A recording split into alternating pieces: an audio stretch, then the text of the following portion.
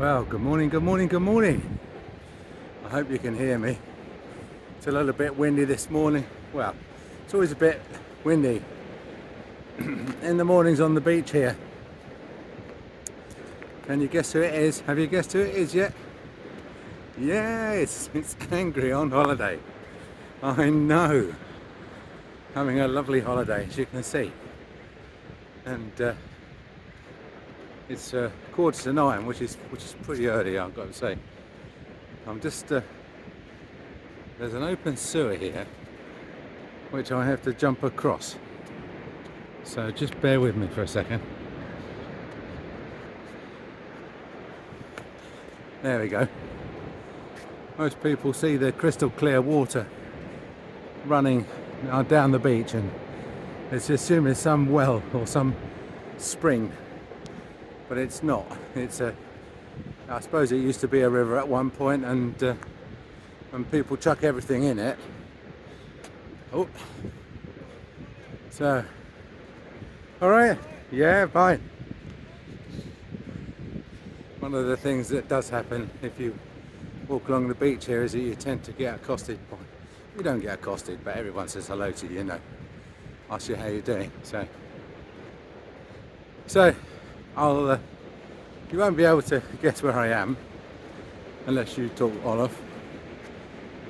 So I better tell you, I'm on the west coast of Africa, just below the lump that sticks out, the Sahara Desert bit. I'm on in the country of Gambia, which was claimed by the British and extends a few hundred yards either side of the Gambia River, which was the only navigable part, and people didn't want to go into the jungle and meet the natives, so they stayed on their boats and claimed the banks. And so it's a very long, thin country that has a river going right down the middle of it, and it's the home of slaves. Kunta Kinte came from around here, the first slave who has a name. And we don't have a very magnificent record in this country, but fortunately the natives seem to have forgiven us. It's a nice time to walk actually, because the shadows are long, the sun's not too hot, the sea's out, and where I'm walking, where the tide's gone out, the sand is very firm, so it's very easy to walk on. It's not like the powdered sand you can see further up the beach, which is a bit of a pain. And also relatively deserted. If they walk, they tend to prefer to walk in the evenings, the Gambians, after work. So anyway, that's a bit of a background. So it's an interesting day today because it's Trump's inauguration day in America. So they're getting ready to gear up. 8 o'clock start for them for a 12 o'clock inauguration, and then 4 hours of speeches, etc., etc. And it's a momentous day, It's a momentous day for a lot of things. A lot of everyone's waiting for all the presidential orders that are all these presidential decrees that are going to come out on day one. I think either today's day one or tomorrow's day one or whatever. And big day for the crypto community, because we've finally got we think we've got a American president who's a bit more crypto friendly and isn't just against it, for the sake of being against it. I don't think they've quite got it figured out, really. The biggest reason for allowing Bitcoin is just because you like competition in currencies, and may the strongest currency win. But the problem with that is that Bitcoin is the strongest currency. So if you're running your country on a you know, using dollars or using pounds or whatever, you're not going to win in a competition against Bitcoin. It's really can't be printed. Hardest money ever. So what else? At the moment, there's the big thing going on is there's a real tussle going on at the moment between disinformation, information, disinformation, freedom of information, call it what you like, but it's come to a head really. Hi, good morning. I'm fine, I'm just doing something here. I'm just doing something here. Alright, I might see you on the way back. Okay, I'm here. It's the best place to be, Yeah, sure. Yeah, so they sell juice. Some of the juice is rubbish and bought from the supermarket. Some of it is really nice. So where was I? Oh yeah, information. So, and I'll give you my take on it. Your take on it might be different. It all starts a few years ago when the BBC and various other state mouthpieces realised that people are not hanging slavishly on their every word and using their facts as the facts and following their editorial line. And so they start getting worried because people are getting their news from alternative sources. And these alternative sources are YouTube, Reddit, TikTok, etc. Another case in point might return to, just about to try and ban it, and then Trump said he's not going to ban it. The users don't want it banned, and they got told that all their, you know, access to all their emails can be parcelled up and sent off to China, and they're like, I don't care, I like TikTok, I don't care if the Chinese want to read my emails, then that's fine by me. So the government starts freaking out over the fact that they don't maintain total control over the media anymore. And this is also because, you know, in an economy that's in serious trouble, they don't want to do any serious reporting of it. You know, for example, you can't mention things like government deficits and debts seriously in terms of, you know, how government money printing causes inflation, etc. Because these things become self-fulfilling prophecies.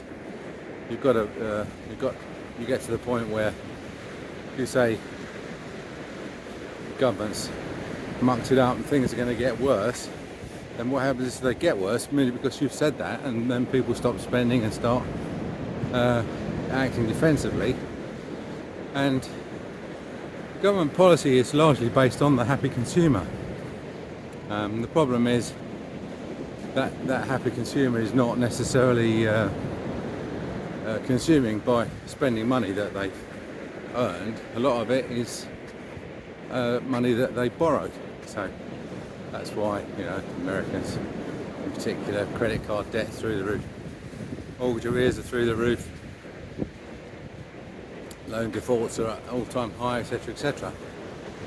But the government, you know, is constantly pumping out this narrative that the economy is brilliant and doing brilliantly. So you've got, and then again, and the other, obviously, one of the other arms of the story is the way that the government is going to repay what it's borrowed. Even pay the interest on what is borrowed is a problem, let alone balance the budget. And of the various ways to do that, which we've discussed in the past, you've got cut government spending and increase taxes. Well, they've increased taxes probably about as far as they can. Cut government spending, well, that's never going to happen. So that's that solution out the window. Default on the debt, which is to tell everybody who's got an IOU from the British government that they're only going to get paid, say, 40 pence in the pound, in which case good luck selling any future debt. So that's the same as cutting government spending because he wouldn't be able to raise any money for any government spending. Let's see if I can hold that a bit, try and get a bit less joggle. I know you can broadly see what's going on, so it's not... no, I think I prefer it a bit further out. That's it, hang on. Let's try that, Oh dear. I'm looking very strange walking along the beach with my what's it stick. There's a place over here which is deserted. There's a few big places around here which are deserted, big old nightclubs. It's a bit like Brighton, you know. It's sometimes you go back to the heyday of the resort, and it's all empty.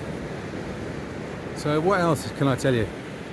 So the third way of dealing with it is just to not to default, not to act responsibly like you and I would have to and save, but just to print as much money as you need and debase the currency. And they do that by the government writes IOUs to the Bank of England, and the Bank of England then tells the Treasury to create the money, and the one balance sheet entry, the asset, which is the IOU, balances out the liability, which is the extra money that's been created, and that's because the Bank of England's in charge of the amount of money in circulation, and its remit is to try and broadly keep the amount of money in balance with the amount of goods and services in the economy. Although it doesn't. Now it's quite normal for the amount of money to routinely exceed the amount of goods and services, which is why the price of goods and services goes up. And the increase in the money supply is called money supply inflation, and the increase in the price of goods and services is called price inflation. So don't get the two of those mixed up. And I think the thing about price inflation used to be inflation, but I think that now younger people especially, who tend to get shafted particularly badly by price inflation, I think they've now tweaked. You know, they've got the internet, they've got these alternative sources of information, and so they're quite quickly finding out that they're being robbed.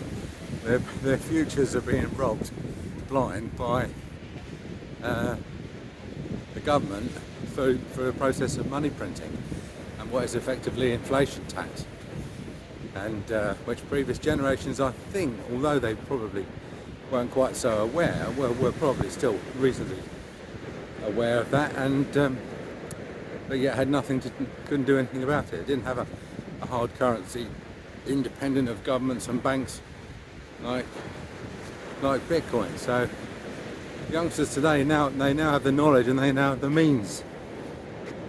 That's why I'm pleased that Trump is pro Bitcoin, but I don't think he quite understands what a financial black hole it is.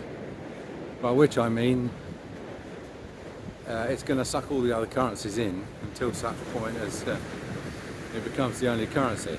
It's literally like a black hole. You get too close to it and then everything gets sucked in. So that's not a bad thing, in my opinion. In my humble opinion, if the government couldn't create money and they can't create Bitcoin, then they're going to have to start thinking about interesting stuff like how to fund wars and whether to ask the population, whether they need to ask the population for permission to spend the money that they get on various bits and bobs, and not just say, yeah, we take what we want and we spend it on what we like. There's not that much money around. That's not going to be so easy, is it? So the youth of today are becoming a bit more financially literate, which is great. Economically literate, Not people my generation aren't. I mean, I still bumped into someone at a New Year's Eve party recently who's, oh yeah, you're the guy who knows all about Bitcoin. Someone's told me about you. So yeah, I can't get my head around the fact it's not tangible. There's nothing backing it up. It's got no tangibility. And so I've got you know, what do you do? I mean, I've been studying Bitcoin now for 11 years. I study it every day. I get up, I read everything there is to, you know, to everything that's happened that day. Any new theories, ideas, memes, whatever. And then someone comes up and expects you to put their mind at rest in 2 minutes in a noisy corridor at a New Year's Eve party. The problem is, I think, you know, that person thinks that money is tangible. She thinks that the pound is backed by something. She thinks that the money she has in her bank account and her wallet are worth something, and Bitcoin isn't, and she can't work out the difference. Her biggest problem is not really with the fact that Bitcoin is intangible. Her problem is the fact that her money is intangible, and she doesn't really realize that. It's not until she realizes that the money in her bank account and the cash that she's got is intangible that we're going to make any progress with that woman. Money, after all, is just an accounting system. It's just I sell something for £100. I put that £100 in my bank. It's intangible, but it secures some future goods or services for me. But it's intangible all the time that it's in my account. And again, people don't realise the difference between money in their bank account, which they tend to think of as their money, although increasingly less as the banks now start to ask people what they're using the money for, not cutting off people's bank accounts. I think people are starting to realise that it's not their money. They put it in the bank and they've become basically an unsecured creditor of the bank, and so if the bank goes bust, then all sorts of other people, you know, secured senior creditors, shareholders, etc., will get access to the bank, their money before they will. They'll be the last in line, which is why they brought in the bank deposit security scheme, isn't it? Which is, I think, up to £85,000 per account, just to reassure people that they would have some sort of recourse to getting their money back should the bank go bust. But there's no rules in there about how quickly you're going to get paid out. So, for example, you know, and this certainly happened in Cyprus. They had a bank guarantee scheme, and they were told that they could have their £85,000 any time they liked, as long as they only drew it out £200 a week. So, you know, that's not satisfactory, is it? Not when you think of it as your money. So that's bank money. And then you've got this other sort of money, which is cash, and that is effectively a bearer bond. In other words, it's not a liability to anybody. It's not like it's the bank's liability. It's just you own it, like you might own a diamond or you might own a bar of gold, and you can give it to someone else, and it's completely fungible, which means that it doesn't matter if somebody steals a £50 note and then uses it to pay you for something, and you're found to be in possession of one of the £50 notes that was stolen in the robbery, but you accepted it in good faith, so you get to keep it. And that's a very old case. Scottish case, dates back to the 17th century, I think, that established that. Anyway, you have to be a bit careful on this point, because the fishermen fish off it, and so you don't want to walk between the sea and a bloke with a rod. So I know I'm meandering a bit, but I'm on holiday, so you know, so I'm allowed to, aren't I? Doesn't matter if I meander a bit, does it? Hope this all works anyway. Oh, this is going to be a document of any historical importance. But I was talking about information, and information is the government in the UK, faced with this loss of information, loss of control over the narrative, has doubled down. Well, precisely the worst thing to do, in my opinion, because they're fighting a battle that they are going to lose. They are losing, and then they're going to lose. So why bother doubling down on it, you know? But remember, we're talking about a Labour government who's ideologically still in the 1970s. So I don't expect anything better from them, and probably a lot worse. And the youth, modern young people, and including people like me who are sort of a bit switched on technologically, we get our information from a variety of sources. We listen to loads of stuff, and we disregard the 20% that is just quite fawningly in line with our views. And if you're sensible, you should also disregard the 20% which is completely propagandizingly not in line with your views. And you know that the truth is in there somewhere. It sort of lies somewhere in the middle. You just have to watch and read everything critically. And I don't think that's a bad idea, you know. But the government doesn't like that. They just want to say to you, this is how it is, and they want you just going, this is how it is, you know. And they're losing that, especially with young people, which is why they're turning away from the mainstream broadcasters, BBC and ITV so much.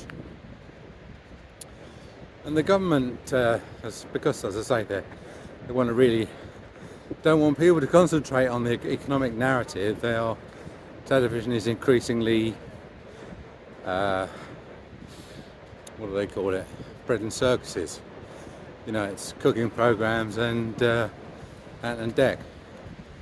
And the old days when you used to get Peter Jay on, or Robin Cook, or Brian Walden, and that they're all gone. They don't because these people say stuff that the government doesn't want the public to hear. So it's all very how can I put it? You know, everyone's just sitting in their chairs being fed a diet of everything's fine. But not the youth. Not the youth. They know, I'd say. If I was asking what's going on, I'd ask someone in their 20s. They've probably got a much better idea of what's going on than someone in their 60s, say. Well, anyone who says anything that the government doesn't like is being subject to increasingly swingeing penalties.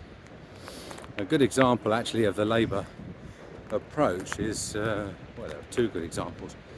One is that at a time when it was almost, you know, it was sticking out like the tail on a dog's bum that Kamala Harris was going to lose the presidential election, Labour Party sent along a load of Labour Party members to try and campaign for her. I don't know what they thought they were going to do. I mean, I thought they thought that Kamala Harris was losing because she didn't have enough boots on the ground, whereas in fact she is losing because she's a weapons grade moron. But you know, well, I mean, George W. Bush won. You know, the Americans, as I always say, have got a very proud history of electing weapons grade morons. So she could have won, and it would have been a disaster for, well, mainly the United States if she had, but she didn't. So that's all water under the bridge. But the government, you know, the Labour Party were seen very overtly to be supporting the losing candidate, and they now find themselves in the embarrassing position of, you know, having insulted Trump for the past 8 years, and now being in government at a time when they have to work with him. So they've sent Peter Mandelson over. I mean, God Almighty. I mean, first of all, I'm not surprised he's still alive, because he always was a fairly young bloke. I mean, Jesus. Well, you know, he's not. Mandelson is, you know, we're all descended from Adam and Eve. Mandelson's descended from the snake. God knows what he's going to do. There's little horses here. Look.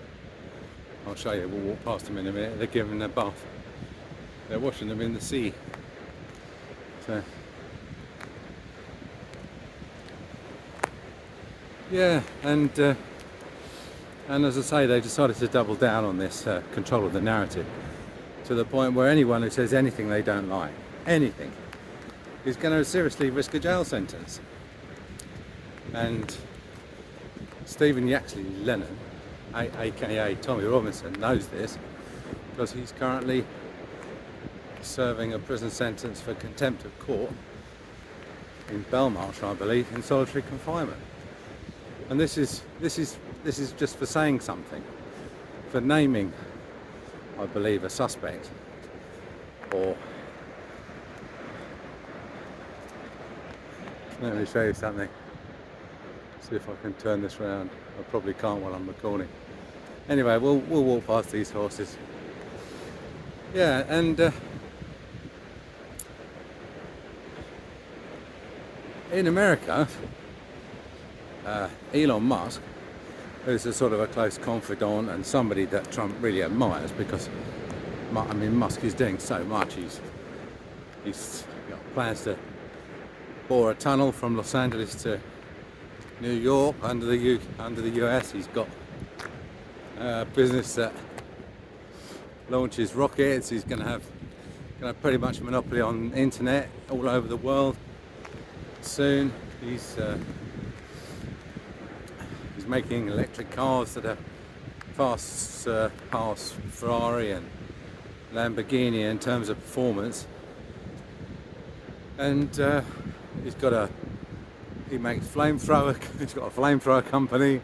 You know, this guy's a real polymath and someone I think Trump looks up to, and has also, you know, offered to fund various right-wing parties in Europe, Farage's Reform and Germany's AfD party, and of course a real furore on the left side of politics amongst people who, hello darling, amongst people who, there she is, you know, who are quite happy with George Soros giving away money to buy law judges and that in the United States. That's all, apparently that's all right if it's done in the furtherance of leftist collectivism, but apparently if it's done in the furtherance of I don't know how you sum up the right, let's just say common sense economics and the rule of law, apparently that's an outrage. Anyway, now the problem arises in that this is a complete clash of ideologies. You've got, I mean, you literally have a UK which is going more authoritarian, more 1984, and happy to do so, doesn't see a problem with doing that, up against, or supposed to be working in partnership with, but barely probably talking to each other at the moment about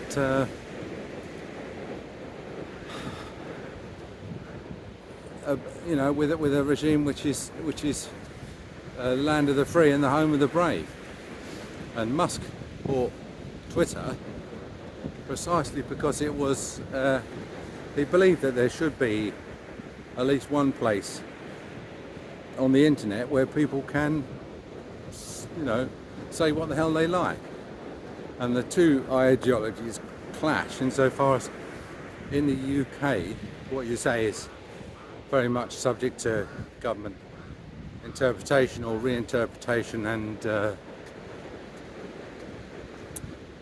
and you'll be judged on what their opinion is of what you say, whereas in America you're judged by the free market in opinion, if you like, and if you say something and it's either wrong or not widely supported, then you'll get buried underneath the deluge of people who they say what a prat you are, and they've got everything wrong. And of course, our youth that we've discussed earlier, who read everything and then decide for themselves what's worth, listening to and what isn't, is going to have a very much come to the opinion that you're a bit of a prat and are not worth listening to, and that's really how it should work. All right, this is over on the left here. This is the I can't see because you can probably see that's the this is where we walk lunchtime and have a cup of tea. So I'm going to walk up and around these posts, and then I'm going to walk back.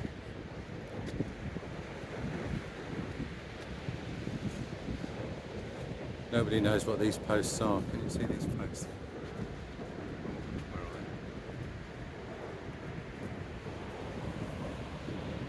There's 3 posts there. Oh, there we are, look, 3 posts there. Look.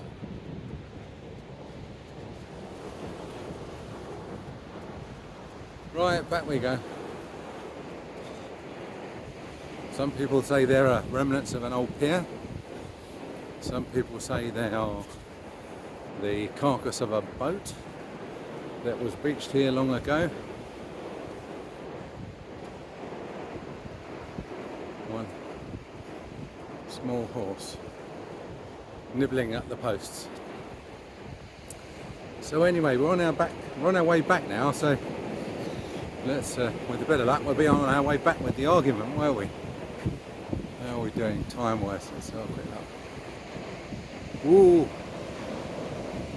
31. All right, well, we won't go, but we've pretty well reached the conclusion of where we're going to get to anyway, which is that this clash of ideologies. On the left-hand side of the Atlantic, you've got total free speech, because when Musk bought Twitter, renamed it X, he pretty much said anything goes, but if you're an idiot, you're going to get annihilated, because I'm going to allow people to leave what they call community notes, which is basically information which the communities as a whole generally considers to be helpful to add context to your post. So for example, if you're a flat earther and you post a thing saying the earth is flat, you get a little note underneath which is like a community supported note saying that the flat earth is an archaic view of the world, which is, has been disproved multiple times, and that's good context, considering some people still do, I think, a bit tongue-in-cheek, to be honest, and just for the clicks and the revenue from the views, still do release videos saying that the world is flat. And everyone's going the same way. Zuckerberg at Facebook has said that it's amazing what changes, you see, and that's why it's a good idea to do this video on Inauguration Day, because even Zuckerberg who runs Facebook has said that he's going to go over to, he's dissolved this sort of censorship department, and he's going over to a system very much like X, where community notes. In other words, the communities, they're going to allow the community to contextualise what's being posted. And I think obviously that saves a lot of money, and it also saves him having to make a load of subjective decisions. And it's a real black mark against the Biden administration that they were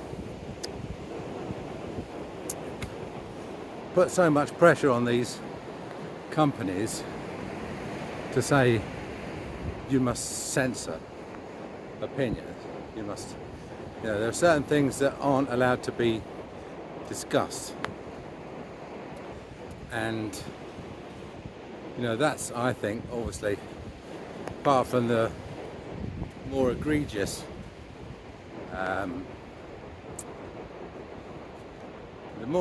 examples of vote rigging in the 2020 election, which were all ruled inadmissible by the Soros appointed magistrates on the grounds that the Republican Party really wasn't a party to the dispute, when I would argue they were the only party.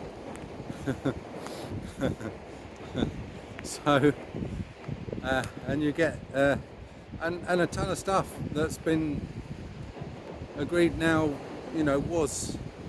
did exist, like Biden's crackhead pouring son Hunter, who was the bagman for the Biden family and went all over the world picking up bribes on behalf of his dad when he was vice president and later president, and then was caught out when he left his laptop at a laptop repair place and forgot about it, and then never went back to pick it up, and it became the property of the repair place, and they looked on the hard drive and found no end of incriminating evidence. And but then the Biden administration then said to all the newspapers and all the TV stations that you can't mention this. This is in the run up to the 2020 election. This is fake news, and we don't want this mentioned. I think it was the New York Times was the only newspaper that mentioned it, and they were then immediately taken off of. They had all their social media accounts closed down because the social media companies. This is the old Twitter before Musk bought it, and Facebook and all these other guys. They all just did what the Biden administration told them to. And if they said this laptop doesn't exist, they were like, okay guys, just want to tell you this laptop doesn't exist. There's no word to be said about it, and there wasn't. And because it came at a particularly inconvenient time, just before the 2020 election, where if it had come out that Hunter was going around collecting bribes and generally, a ton of other stuff, a ton of other federal crimes that his father said he would never pardon him for, but later then pardoned him for, then it may have influenced the election. And this, I think, why Trump was so aggrieved, and everybody said, why can't you let it go, and why do you go going around saying that the election was stolen from you? And, when you look at the fact of the matter, which that, he had his Twitter account cancelled, had hundreds of thousands of followers on that, he had his Facebook account cancelled, his Instagram, every social account that Trump had prior to the last election, the 2020 election, was just deleted. And I think hopefully we're a bit past that, and we've got Zuckerberg saying, I agree, I don't think we should have had a censorship department, I think we were wrong to allow the government just to ring us up and say, take this down, make this person a non-person, delete this person's account. We were wrong to do that. And while I can see why he needs to do that now, because Trump's about to come in, I think, I've just got a little bit of a thought at the back of my brain that he's just a chameleon, that, is it genuine, what he's doing? Is it? Or is he just doing it because it's necessary? It's very tempting to think that he's just, he's very much, that wasn't me, that's not my signature. If it's about the broken window, I don't know anything about it. But, for whatever reason, they are making the changes, so I think we will see a much less heavy hand on the social media, and God knows what that will do, because it's going to mean that what you read on Facebook and on X is going to align, I think, far more accurately with the actual what's going on in the real world. They won't be allowed to say the economy's in great shape when or the inflation, as they are currently, the inflation's like in food prices is 2.6%, when everybody knows that food has gone up probably 15-20% in the last year in the US. And what you're going to believe, what you're going to believe, the media or your own lying eyes, your own lying wallet, your own lying bank account. And that's without shrinkflation. So once again, you know, we're at an inflection point in history. It's interesting, isn't it? It's, where it's going. It is nice here. I'm going back in a couple of days. The walking's doing me good, you know.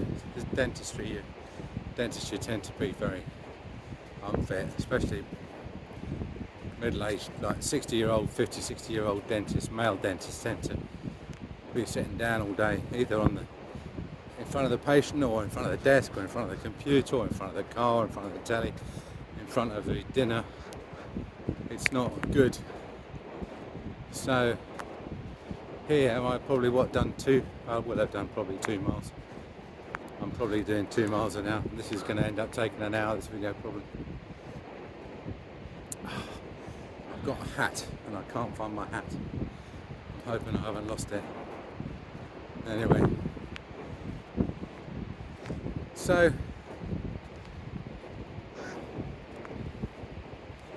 who's going to win? You know, the forces of Uncle Sam and the right to life, liberty and the pursuit of happiness, or jointly the UK and the Chinese Communist Party, who believe in the narrative being controlled and very closely, and all dissent resulting in prison time. The Americans can't understand it. I mean, actually Lennon, Robinson, is a hero in the United States. He's seen as a free speech warrior, a political prisoner, and that blows Starmer's brain. He cannot even understand. The attitude of the Labour Party to that sort of approach is literally a failure to completely understand exactly why the Americans should take that point of view. They're like, and the BDA was a bit like this sometimes when especially when they voted the new contract in, and after the dentists voted against it in the referendum, was that they can't know the full story. They haven't been told, they haven't listened, they haven't spent the time to read the facts and work out what's really going on, and therefore they could just come to the wrong decision. They're too stupid, or they're just too busy to come to the right decision, you know, and we know what's best. So and the Americans are completely the opposite. They're like, they cannot for the life of them understand why you would ever lock anyone up for anything they said, anything. I mean, I'm not saying that there aren't rules against, there are some things you can't say in the United States, like, you know, the classic, not allowed to go shout fire in a theatre. But, hello, what's he doing back there?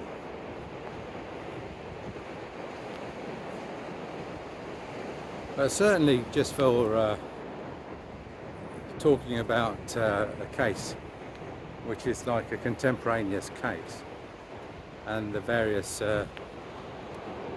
actors that have been swept up in it and are involved, you know, on a day-to-day basis, they're like, no, tell us who they are, and if someone says that you're not right, then they'll tell us that you're not right. So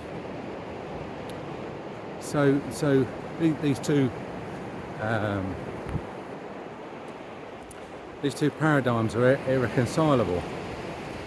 On the one hand, you know, and the other thing that always really appealed to me for a long time, until I realised how they were going to implement it, was a central bank digital currency.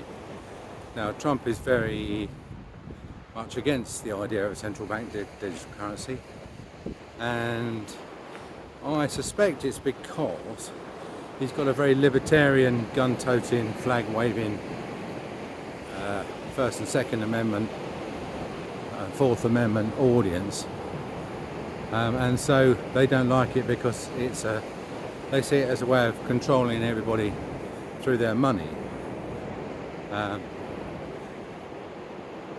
20 years ago, I mean, as a business person, I had two options. I could borrow from a bank, high street bank like Lloyd's or HSBC Midland, and they would lend me money at say 5% or 10% above base, and they in turn borrowed money from the Bank of England, and the Bank of England gave them much preferential rate, so they will be borrowing at say 2% or 4% above base.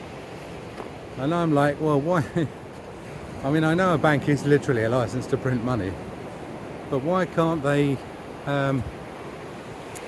why can't I open an account with the Bank of England and get like a nice cheap loan like they do?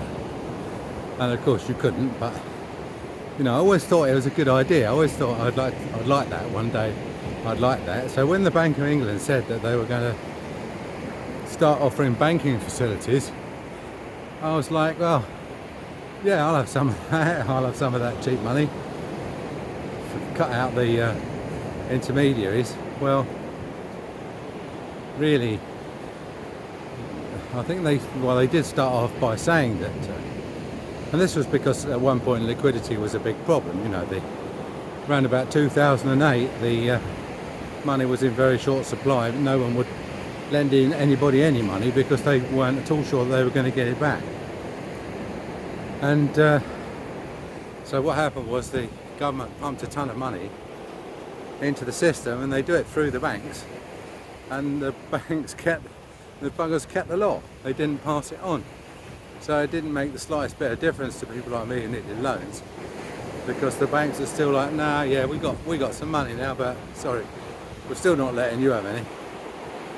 So I think at one point the idea was that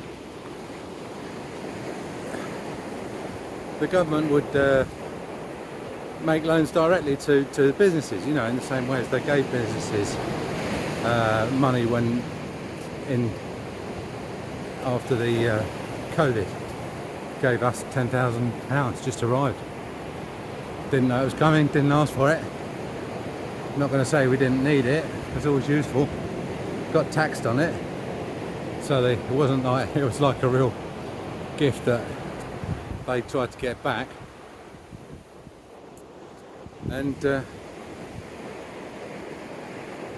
but then they tried to tie it in with this idea of the Bank of England, instead of just creating currency by telling the Treasury to instruct the government that it can spend more, to this other way of doing it, which is where they would issue a currency. Bearing in mind, just going back to what I was saying, if you've glossed over it, go back to what I was saying about the difference between central bank currencies and high street bank money. Two completely different types of money, not at all the same, okay, interchangeable, but completely different in many crucial respects. So instead of you've got Lloyd's Bank money or HSBC money, you've got Bank of England money, and they wanted to put this all, make this all eminently controllable through a central database, so that they would know. They would have complete visibility into every penny that you spent. Not only that you earned it and you spent it, but what you spent it on. So it's no wonder the Americans are going mad, and Trump got elected partly on his promise that that the Federal Reserve would bring in a central bank digital currency over his dead body, which I think was a vote winner from his point of view.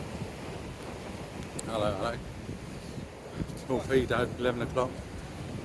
Hey, alright. How long, what? Yeah. I'm just in the middle of something. Yeah, I'm just recording something, okay? Talk to you later. They're funny, these guys. They're like, they don't really bother you. They're okay, they're flying, and they just want to make contact, They want you to support them by buying their juice, or support them by using their taxi. And you can't blame them, there's a lot of poverty. And it's pretty anarchic, Gambia. It's there's no government, so to speak, other than the army and the police force. And the exchange rate is rubbish. So, well, I mean, it's good for us. I mean, when I came 2 years ago, there was about 50 dilasses to the pound. There's now about 87. So let that be a salutary lesson to you about government debasement by overprinting, killing the purchasing power. That's what keeps these people poor. You know, they don't have hard money. In fact, their money's soft as a jelly. In fact, I don't understand why more of them haven't turned to digital currencies like Bitcoin Cash and that, just for day-to-day purchases, because at least it would retain its purchasing power. In fact, if anything, it'd probably go up. So, hello, got some beach sweepers. Which way are we going? This way. Yeah, so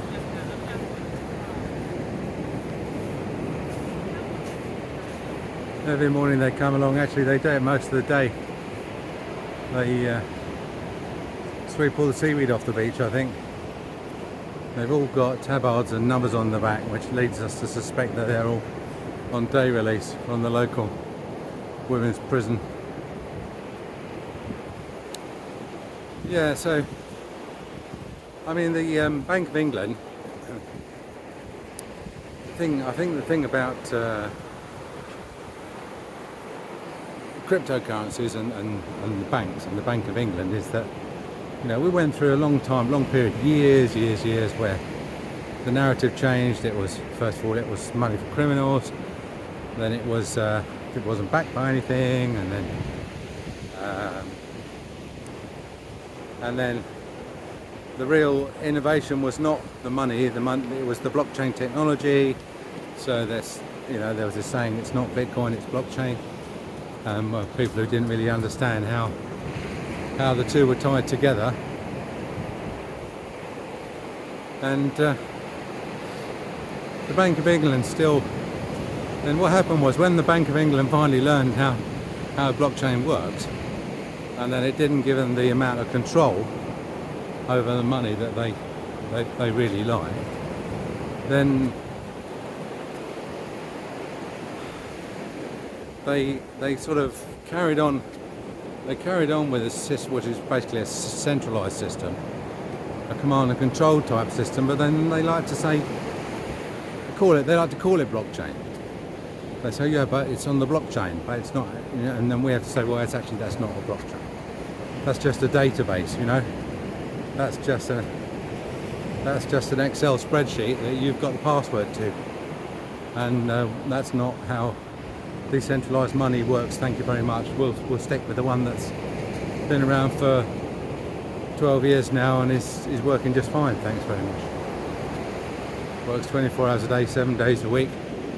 Never been hacked, and is gradually sucking in every red cent of every other currency because it's out competing them. Although it's, you know, and we had a good year last year. We went up from, I don't know, 30,000 to 100, 105, $106,000 a Bitcoin. I think for a long time the maximum was 65, 67. Everyone was saying, yeah, well, it went up to 67, but it's nowhere near there now. You know, it's gone down from its all-time high, and Bitcoin's like, okay, hold my beer, and immediately went up to, well, within a year, went up to 105. So betting against Bitcoin, it's a bit like having a bet with your neighbour that these trees are going to shrink on his land. It's just stupid. It's just a stupid bet. Someone asked me yesterday when I got into Bitcoin in the early days whether I was, you know, realised that I was basically lucky, that I was just lucky. It was something I did that I just got really lucky about. And those of us who've been in for a long time know that the luck has got nothing to do with it. I pointed out to him that I was also know, the first kid on the block to do a ton of stuff. I was the first dentist to get a fax machine practically. I was the first dentist to get a inkjet printer. First dentist to send my recalls out by mail merge. First dentist to write letters using Word. First dentist to get an email address. First dentist to set up a dentist website. 1986 was called a bulletin board, but it was an early website. So, you know, I've got a long history of firsts, and being first into Bitcoin is not random. It wasn't random chance for me. It was like all these other things I looked into, and I just thought this is going to be massive. I can see how it's going to outperform everything else, you know. Stuff like free video conferencing, group chat, all this stuff. You don't have to be Einstein to recognise that some things are going to be big. But the problem is, and this is very true, I'm saying this more and more now, is that Bitcoin combines everything that people don't understand about computers with everything that people don't understand about money. Which brings me back to my friend at the New Year's party, you know. I don't understand how it can work, it's not tangible. And the answer, which I should have come up with straight away, was that no, neither is your money. But then you can't explain to someone I can't explain 13 years of daily study to someone in 2 minutes, you know, against the background of old acquaintance. It's like going up to Yehudi Menuhin after a concert and saying, you know, you know a lot about violin playing, don't you? How do you do that? How do you do? I've always thought the strings are too like fiddly and you have to move your fingers too fast. So how do you do that? So you're like, okay. I've more or less given up really trying to explain it. I know I mentioned it a lot on these videos, but these are a chronicle, you know. In 16 years time, someone's going to look back at this and say, Jesus, Bitcoin, £100,000 Bitcoin. Remember when it was less than 500,000, or remember when there was less than 1 million?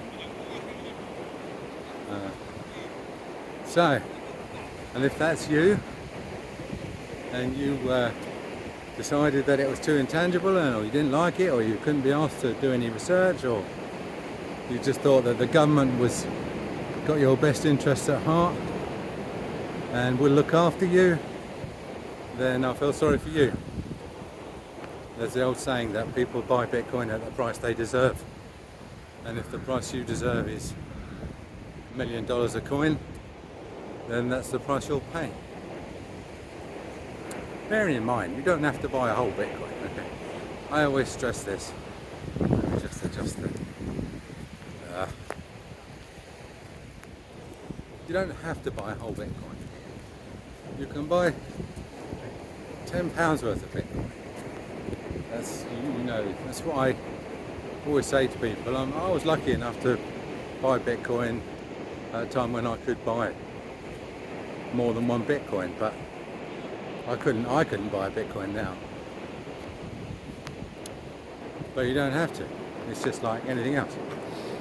You just go to an exchange like Coinbase or Kraken, and you put £50 on, you convert it to Bitcoin, and that's it, you've got £50 worth of Bitcoin.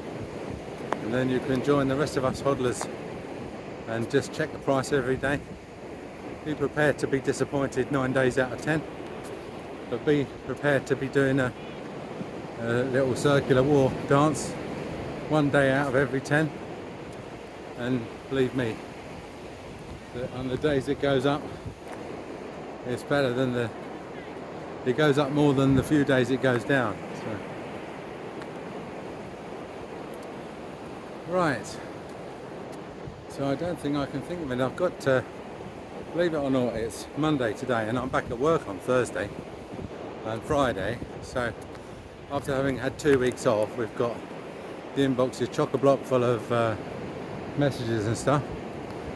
So I've asked the girls, well, they're very good, if they wouldn't mind going back in on Wednesday and just clearing the backlog and doing all the backups on the computers, turning them on so they back themselves up, so they're not slow when we need to use them, and dealing with all the appointment requests and people who've paid money and need to have it credited to their accounts and receipts sent out and stuff like that.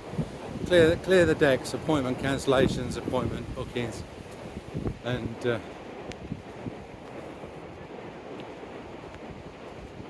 that way when I get there Thursday morning, I'm actually flying back Tuesday night, so I take off 9 PM Tuesday and arrive Wednesday 3:40 AM.